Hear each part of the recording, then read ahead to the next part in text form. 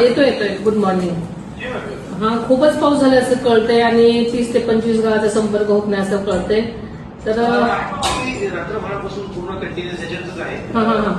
एकाच गावाचा फक्त संपर्क तुटलेला. बरं. खंडेश्वर तिथे अभिषेक नसून त्यांनी केलं. आणि तिथे किती लोकसंख्या आहे? केवढं गाव आहे ते? साधारणतः 2000 लोकसंख्येचं गाव आहे. छोटं. अच्छा, बरं. तसं मग तिकडचा संपर्क म्हणजे होतोय का? म्हणजे फोन बिन लागतात का?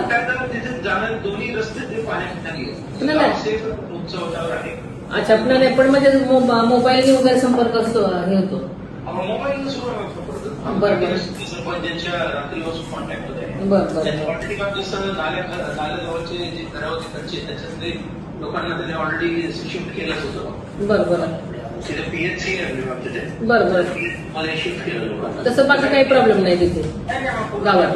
रात्रभर. आणि बाकी कशी परिस्थिती आहे सगळीकडे? बाकी सगळी व्यवस्थित आहे. जे फक्त 2च तालुके म्हणजे एक नांदगाव, खंडेश्वर आणि थोडासा चांदूर रेल्वे 2च तालुक्यांमध्ये जास्त अतिवृष्टी झाली. बाकी 12 तालुक्यांमध्ये काही विशेष असं होत नाही. बरं. काळजी घ्या सगळ्यांची, नागरिकांची गैरसोय होणार नाही याची काळजी घ्या आपण सगळं.